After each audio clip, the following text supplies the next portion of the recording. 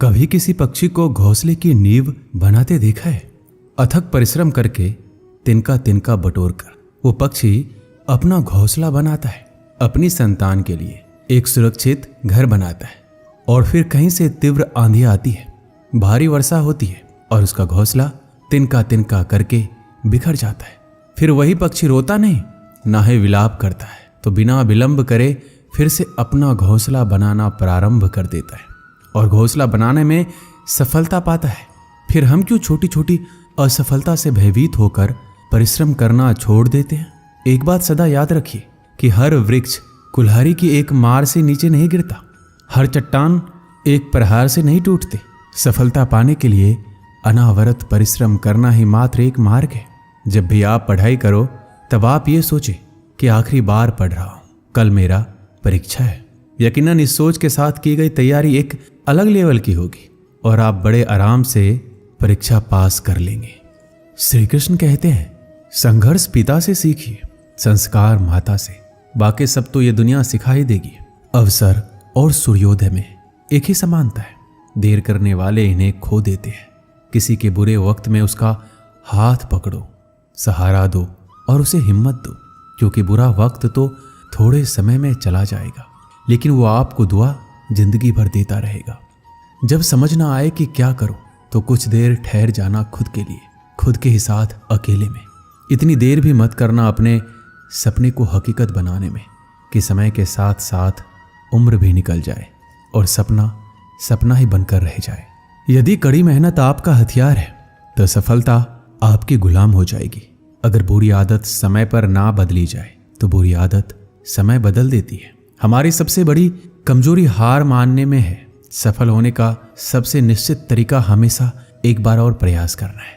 श्री कृष्ण कहते हैं, मेरी सफलता को देखकर हैरान है बहुत लोग।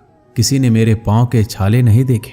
जो खो दिया उस पे कभी सोचना नहीं, जो मिल गया उसे कभी खोना नहीं। अगर सफलता पानी है तो कभी वक्त और हालात पर रोना नहीं। मंजिल दूर ही सही पर घबराना मत, क्योंकि नदी कभी नहीं पूछती कि समंदर अभी कितना दूर है। आपका भविष्य उससे बनता है जो आप आज करते हैं, कल नहीं। कामयाब इंसान खुश रहे या ना रहे, लेकिन खुश रहने वाला इंसान कामयाब जरूर होता है। बहुत कुछ बदलता है हर रोज, लेकिन मेरे हौसले नहीं बदलते। बदलता हूं तरीके जरूर, लेकिन मेरे इरादे नहीं बदलते। हर दिन एक शुभ दिन होता है, जरूरत है तो बस शुरुआत करने की। जिंदगी जीने के दो ही तरीके होते हैं, एक जो हो रहा है होने दो, बर्दाश्त करते जाओ, या फिर जिम्मेदारी उठाओ उसे बदलने की। अपनी उन्नति के लिए प्रयत्न करते रहिए। स्वयं को पतन की ओर मत ले जाइए, क्योंकि व्यक्ति स्वयं ही अपना शत्रु भी है और मित्र भी है। जीत हासिल करनी है तो हमेशा खुद से ये बोला करो। 97% लोग जिंदगी में जल्दी हार मान लेते हैं और उसी 3% लोगों के लिए काम करते हैं जो कभी हार नहीं मानते। इंतजार मत करो, जितना तुम सोचते हो जिंदगी उससे कहीं ज्यादा तेजी से निकल रही है। श्री कृष्ण कहते हैं, ईमानदारी सबसे महंगा उपहार है। सस्ते लोगों से उसकी उम्मीद रखना बेकार है। किसने कहा तू अकेला है?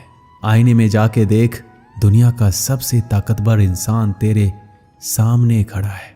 जगह जगह प्रयास करने से अच्छा है एक ही लक्ष्य पर कड़ी मेहनत और लगन से काम किया जाए। सफलता अवश्य मिलेगी, परिंदों को मिलेगी मंजिल एक दिन, ये फैले हुए पर बोलते हैं। सुबह जल्दी सिर्फ 3 लोग उठते हैं, माँ, मेहनत और मजबूरियां। अपने जीवन को इतना रोशन करो कि कोई आपका परिचय देते हुए गर्व महसूस करे। जो सच में कुछ पाना चाहता है उसे पाने के लिए आखिरी दम तक लड़ता रहेगा। हो चुका आगाज रन का, युग बदलने की तैयारी, जीत उसी की होगी जिसका संघर्ष है जारी। हिम्मत का मतलब डर का ना होना नहीं है, बल्कि ये सोचना है कि डर से भी ज्यादा जरूरी कुछ और है। खुद की तरक्की में इतना समय लगा दो कि किसी और की बुराई का वक्त ही ना मिले। बदल जाओ वक्त के साथ, या फिर वक्त बदलना सीखो। मजबूरियों को मत कोसो, हर हाल में चलना सीखो। हर वो आवाज दबानी है जिसने कहा था तुमसे नहीं होगा। मेहनत कर, संयम रख, भरोसा रख, जो तेरा है तुझे मिलकर रहेगा। अगर आपकी आय का साधन केवल उसकी सैलरी है तो आप गरीबी से केवल एक कदम आगे हैं। खुद के सपनों के पीछे इतना भागो कि एक दिन तुम्हें पाना लोगों के लिए सपना बन जाए। आप सफलता तब तक नहीं प्राप्त कर सकते जब तक आप में असफल होने का साहस ना हो। श्री कृष्ण कहते हैं, मोती कभी किनारे पे खुद नहीं आते, उन्हें पाने के लिए समंदर में उतरना ही पड़ता है। अगर आप कुछ ऐसा पाना चाहते हैं जो आपने पहले कभी नहीं पाया, तो आपको कुछ ऐसा करना पड़ेगा जो आपने पहले कभी नहीं किया। नींद से इतना भी प्यार ना करो कि मंजिल भी ख्वाब बन जाए। अगर आप सकारात्मक बोलोगे तो आपको सब सकारात्मक ही दिखेगा। अपने दिमाग को हर स्थिति में अच्छा देखने के लिए ही प्रशिक्षित करें। अगर आप बुरी स्थिति में भी अपने आप को सकारात्मक रखते हैं तो ये आपकी जीत है। अगर आपने ये मन में ठान लिया कि आप कर सकते हैं तो इसी में आपकी आधी जीत हो जाती है। जीवन में हमेशा मुस्कुराने की वजह नहीं मिलती, लेकिन आपकी मुस्कान दूसरों के मुस्कुराने की वजह जरूर होती है। बेशक हर दिन अच्छा नहीं होता, लेकिन हर दिन कुछ ना कुछ अच्छा जरूर होता है। आपकी जिंदगी चाहे कितनी भी बुरी क्यों ना गुजर रही हो, आपको हर रोज सुबह धन्यवाद करना चाहिए कि आपके पास जिंदगी है। दूसरों की छोटी छोटी मदद करते रहिए। कई बार ये छोटी छोटी मदद दूसरों के दिल में बड़ी जगह बना लेती है। जब हम बैठते हैं तो हम डर पैदा करते हैं, जब हम कार्य करते हैं तो हम इसे दूर कर लेते हैं। लक्ष्य भले ही तुम्हारा छोटा है, लेकिन संकल्प हमेशा भरा रखिए। जिस व्यक्ति में आत्मविश्वास होता है वह दूसरों का भी विश्वास हासिल करता है।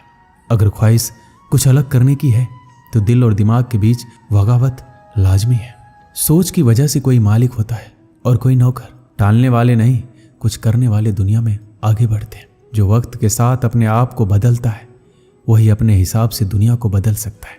हारता तो हर कोई है जिंदगी में, लेकिन जीतता वही है जो उससे सीखता है। जीतने और हारने वालों में फर्क बस इतना सा है, हारने वालों ने हार मान ली और जीतने वालों ने हार नहीं मानी।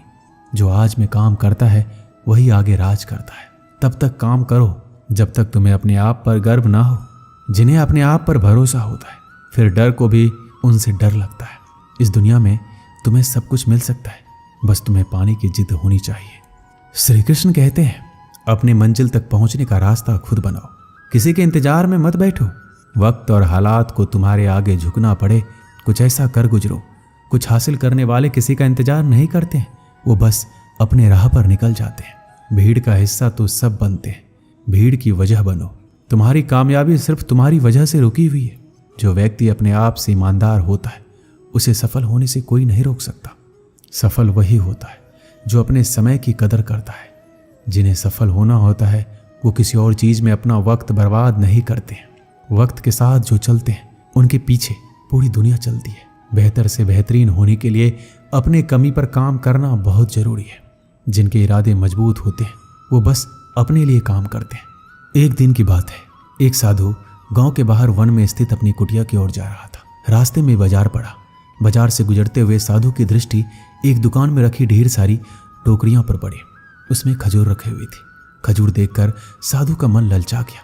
उसके मन में खजूर खाने की इच्छा जाग उठी, किंतु उस समय उसके पास पैसे नहीं थे। उसने अपनी इच्छा पर नियंत्रण रखा और कुटिया चला गया। कुटिया पहुंचने के बाद भी खजूर का विचार साधु के मन से नहीं निकल पाया। वह उसी के बारे में सोचता रहा। रात में वह ठीक से सो भी नहीं पाया। अगली सुबह वह जगा तो खजूर खाने की अपनी इच्छा की पूर्ति के लिए पैसे की व्यवस्था करने के बारे में सोचने लगा। वह सोचा कि सूखी लकड़ियां बेचकर खजूर खरीदने लायक पैसे की व्यवस्था अवश्य हो जाएगी। यह सोचकर वह जंगल में गया और सूखी लकड़ियां काटने लगा। काफी लकड़ियां एकत्रित कर लेने के बाद उसने उसका गट्ठर बनाया और उसे अपने कंधों पर लादकर बाजार की ओर चल पड़ा। लकड़ियों का गट्ठर भारी था, जिसे उठाकर बाजार तक की दूरी तय करना आसान नहीं था, किंतु साधु चलता गया। थोड़ी देर में उसके कंधे में दर्द होने लगा, इसलिए विश्राम करने वह एक स्थान पर रुक गया। थोड़ी देर विश्राम करके वह पुनः लकड़ियां उठाकर चलने लगा। इसी तरह रुक रुक कर किसी तरह वह लकड़ियों के गट्ठर के साथ बाजार पहुंचा। बाजार में उसने सारी लकड़ियां बेच दी।